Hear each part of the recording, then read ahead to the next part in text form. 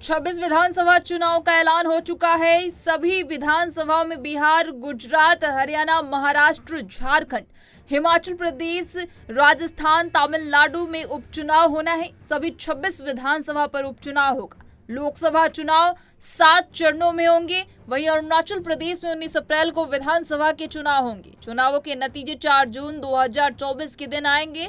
आंध्र प्रदेश में 13 मई को विधानसभा के चुनाव होंगे। चुनाव के नतीजे 4 जून 2024 के दिन आएंगे।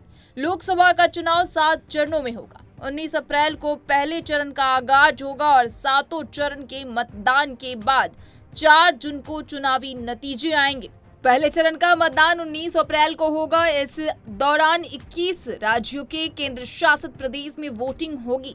पहले चरण में कुल मिलाकर 102 लोकसभा सीटों पर वोटिंग होगी। दूसरे चरण का मतदान 26 अप्रैल को होगा। दूसरे चरण में देश के 13 राज्यों और केंद्र शासित प्रदेशों में वोटिंग होगी। इस दौरान देश के 89 लोकसभा सीटों पर चुनाव होगा। चुनावी नतीजा 4 जून को आएंगे।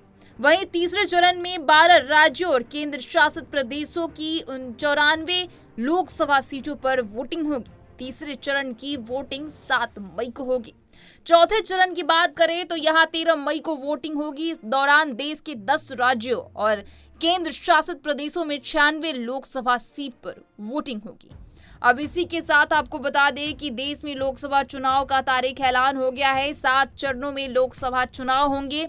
आपको बता दें कि 19 अप्रैल को आगाज किया जाएगा और 4 जून को इसके नतीजे सामने आएंगे। इसी के साथ अब बात करेंगे 5वें चरण की वोटिंग की, तो 20 मई को वोटिंग होगी और इस दौरान 8 राज्यों और केंद्र शासित प्रदेशों की 39 लोकसभा सीटों पर वोटिंग होगी। चुनावी नतीजे 4 जून को आएंगे, यानी मई के बाद जून महीने में इसकी नतीजा आएगी। इसी के साथ अब बात करते हैं 6ठे चरण में चुनाव की, तो ये 25 मई को होगी और इस दिन देश की 7 राज्यों और केंद्र शासित प्रदेशों में 57 लोकसभा सीट पर वोटिंग होगी। तो वहीं इंतजार की घड़ियां खत्म हो चुकी है। मुख्य चुनाव आयुक्त राजीव कुमार और दोनों चुनाव आयुक्तों ज्ञानेश कुमार और सुखवीर सिंह संधू के साथ विज्ञान भवन में प्रेस कॉन्फ्रेंस कर चुनावी तारीख तय कर दिए गए हैं। 7वें और आखिरी चरण मतदान का 1 जून को होगा।